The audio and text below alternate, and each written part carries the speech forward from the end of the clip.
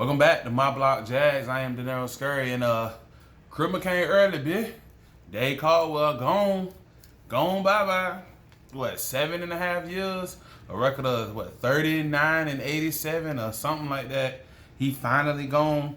I don't know why Shad Khan pulled the trigger right now, but I'm happy he did it. Dave Caldwell, it's time for him to get the fuck up out of Jacksonville. He ran this team into the dirt. We wasn't that good before he got here. Now we're either worse or still not good. Now that he's gone, during his tenure, he was here. We went to the AFC Championship. He built the team to tear it right back down. That's the only positive news on Loser Monday. But it's the biggest news on Loser Monday is Dave Caldwell is no longer the Jacksonville Jaguars GM. I'm happy. The fans was happy. Facebook, Twitter, Instagram. I mean, even on the radio after the game, you heard fans just like, I wouldn't even say rejoice, but it was more of relief. It was a relief because it was like finally, Shad Khan's doing something. Finally. He's not just worried about Lot J. He's not worried about other business ventures in the city of Jacksonville. He's not worried about the city government trying to give him money. He's actually caring about the team. In his statement that he put out after the game, he said that the fans deserve better. I want to know, did somebody write that for him? Because honestly, when did he realize the fans deserve better? Like, when did he realize that? After the 2017 and 2018, when the whole team went completely up to down. 2019 last year, when Tom Coughlin had fined all these players and took their money away, and the NFLPA had to come out and say, don't go to Jacksonville, basically, and all that crazy shit. Like, when did he realize that the fans deserve better? That's the one question I want to know. And was that genuine from him, or was that somebody, hey, write me something because I'm about to fire this guy and I needed to look good? So that's the one thing I want to know. When did he realize that the fan deserves better, and why the timing of it directly after week 12, directly after the game, you decide to cut him loose. Those are the two things I want to know. Like, is he genuine about the fans? The fans deserve better, and the timing. Like, what was the timing of it? Because, to be honest, the GM, there's really no moves the GM can make right now, outside of I don't even know if he does like the practice squad roster, like little transactions during the season. I don't know if that's him, but whatever. I don't care. I'm happy. Dave Caldwell's gone. He ran our team into the dirt. All the potential that the team could have had, all the young talent that we had, all the draft talent the few draft talents that we did have on the team, they're no longer here. He was a big miss in the first round drafts, and all his first round drafts. His first round draft pick was Luke Jokel. He's not even in the league no more. You have I'm shooting off the top, so I can't remember exactly, but you had I think Dante Fowler was one. He wasn't on the team no more. You have Jalen Ramsey. You have Leonard Fournette. He's not on the team no more. Jalen Ramsey, he didn't want to be here no more because of the management, coaching, the organization. You have, who was after Fournette? You have Taven Bryant. I'm gonna leave that right there. You have Taven Bryant. You have Josh Allen, who looked like he was going to be something, but without Yannick, he just looks like another guy. You have C.J. Henderson, and then you have Chaseon, who Chaseon looks like we drafted him out of position. He doesn't look like he should be playing defensive end in the NFL at all. So you mean he's missed on a lot of the first round picks. To be honest, I know a lot of people try to give him credit for Jalen Ramsey. Let's just be 100% honest. Jalen Ramsey fell in our lap at number 4. If Dallas wouldn't have picked, how was it? If Dallas wouldn't have picked, if San Diego didn't pick Joey Bosa, because everyone was expecting Joey Bosa to go to fall to Dallas, or something like that, I think it was. But San Diego didn't pick Joey Bosa, and if Dallas didn't pick Ezekiel Elliott, then Jalen Ramsey would have never fell in our lap. If you go back and look at the projections and how the picks went, in the first round in the 2015 draft. If you look at how everything fell, Jalen thought he was going to get drafted to Dallas. Or a lot of people thought Joey Bosa was going to end up falling to Dallas. But however they went, Joey Bosa ended up going to San Diego. Ezekiel Elliott went to Dallas, and Jalen Ramsey was right there for us. So as a GM, you really technically didn't scout and pick him. The best player available fell to us. And that's just being honest. That's just being truthful. That's just being real. So he did hit on some of the players in like the mid rounds as far as receivers. He did get Chark. D.D. Westbrook was pretty good for a little bit. Colin Johnson turned out to be good. Chenault turned out to be good. Keelan Cole turned out to be solid, even though we didn't draft. He was undrafted. So he did hit on receivers.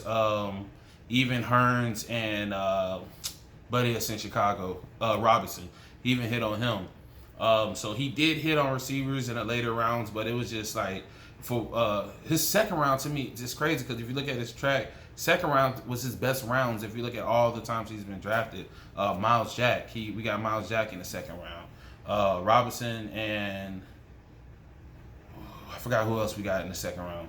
Marquise Lee, but Marquise Lee was he was alright. He was alright with us. You know what I'm saying? But it doesn't matter. He's gone. He's gone bye-bye. It's crazy because I felt like Khan gave him enough rope to hang himself to where like he had 7.5 years to do something, to make something shake. He built us up, knocked us down, gave us all this draft capital by trading away all our young talent. And I felt like, and he still never made the team really to be shit.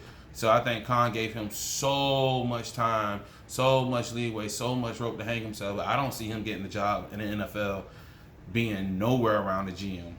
He might be a senior scout again or some shit like that, but I don't see him being the GM nowhere because what other owner is going to give you that much time, that much leeway, and for the team to come out being like that? All these quarterbacks you had, all these 6th-round draft pick quarterbacks that you drafted, and didn't turn out to be shit. Fucking Nick Foles that you went and spent all that money in free agency, didn't turn out to be shit. So I don't know no other ownership that will allow a GM to go through this many quarterbacks, tear up a talented young team, and still keep his job afterwards. So that's him.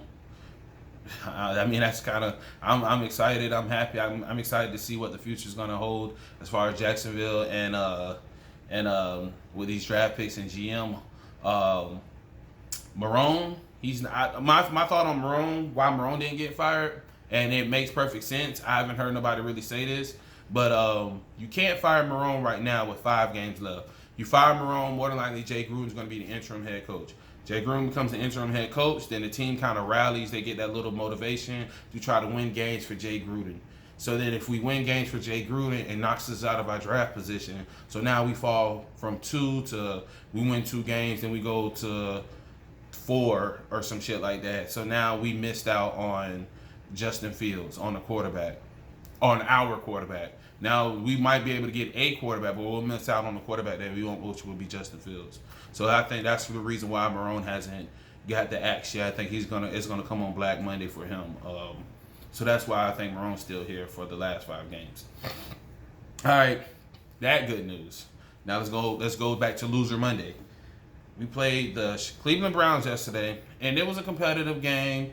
It was somewhat entertaining. It was entertaining. It was competitive, but we ended up losing 25-27. Mike Glennon, first start of the season. And honestly, Mike Glennon is the best quarterback on our roster. If you watch how Mike Glennon played, if you watch how our line isn't that well, point blank period. But look how Mike Glennon didn't get pressured, or how he got pressured less because he got the ball out of his hand a lot faster. He didn't hold the ball as long as you will see Minshew do. And he made some throws. Honestly, just off eye test, I think Mike Glennon is our best quarterback. And that's another reason why I'm looking at Marone to be fired. Because it's like if you have Minshew, you have Glennon, you have Luton. If Minshew's playing bad and you're not necessarily, like, it depends on when you decided to tank. Because if Minshew's playing bad, why would you not go to Mike Glennon? Unless the whole plan for this year was just to tank.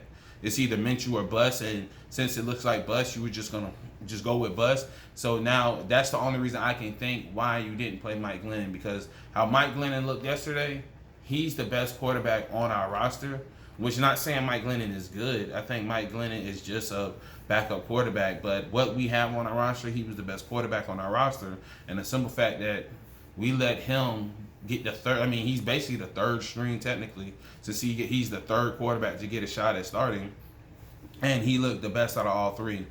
So that's a wonder of why they decided to wait this long to play him. I understand you want to get Minshew every chance possible, but if the philosophy was just tank, then yes, okay, I get it. But if at first we was really trying to win games, after the first few games, Luton should have never been the second guy. It should have been Mike Glennon. Mike Glennon was 20 of 35, 235 yards and 2 touchdowns.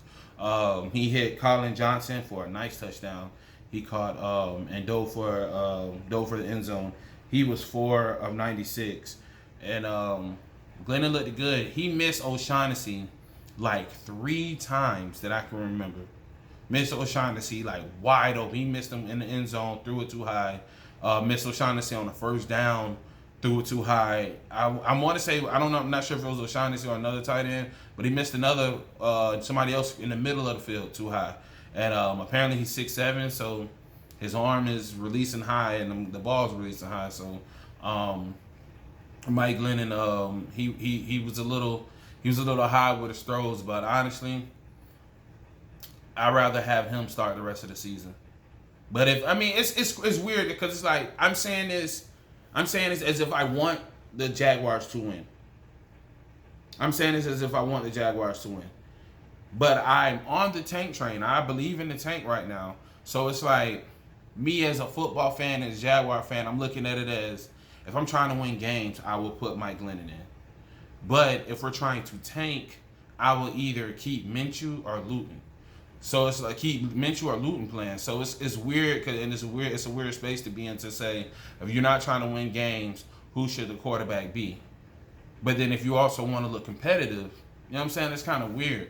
At one point in the game, Mike Glennon could have actually ran for a touchdown, and he ended up pulling back. He's not mobile. He's never known for running.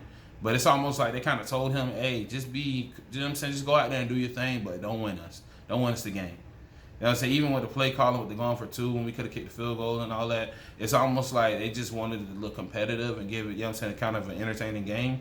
But, you know what I'm saying, but they didn't want to win.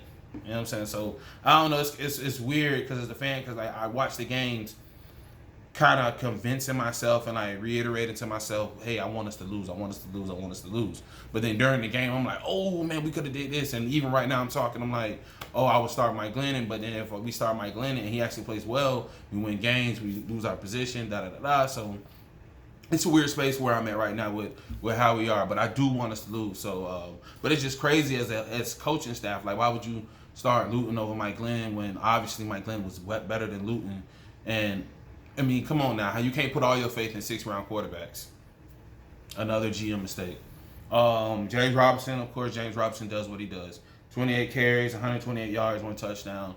I was kind of skeptical with him in the beginning of the season when we cut Fournette, but I love what we getting out of James Robinson. I've been saying this for a while. I think we should just be a run-first team. Just put all our eggs in his basket.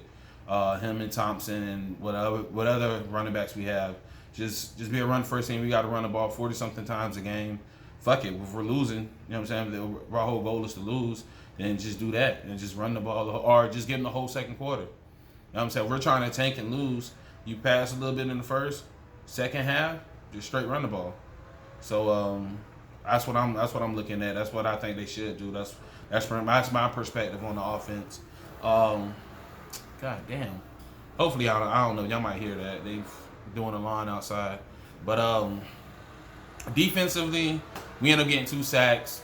Smoot got a sack, and Aaron Lynch, I guess he retired for COVID, but then ended up coming back.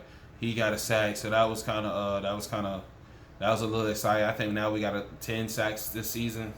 We still last in the league, 10 or 11 sacks. So I think we got Minnesota coming up next. And I mean, we should see more of what we've seen the last few weeks. Hopefully it's competitive and we just take a whole L. Now Minnesota isn't that good, but they're better than us, and I would love to see how many yards Dalvin Cook's gonna run our ass. So that's that. Make sure you guys subscribe and like, and let me know how you feel in the comments, especially about Dave Caldwell. His bum ass is finally getting up out of here, and and then your thoughts on the quarterback play, because I want to know what you guys think too, because I want to know, do y'all kind of feel the same way I'm feeling with the quarterback? Like, Glennon does look better from the eye, but what would you do if you're trying to continue to tank? Like, and you know what I'm saying? Like, and then not even mention this, and this is the last thing. If we go after quarterback, if that's our thing in the upcoming draft, who's going to be our backup quarterback? Do you keep Minshew? Do you keep Luton? Do you keep Glennon? Do you cut all three of them? Do you bring in another veteran quarterback? You know what I'm saying? That's another issue that we have to try to figure out when we go into this in the offseason. But that's just something that I was thinking. But that's offseason talk. But let me know what you guys think in the comments. And make sure you subscribe. But that's that one.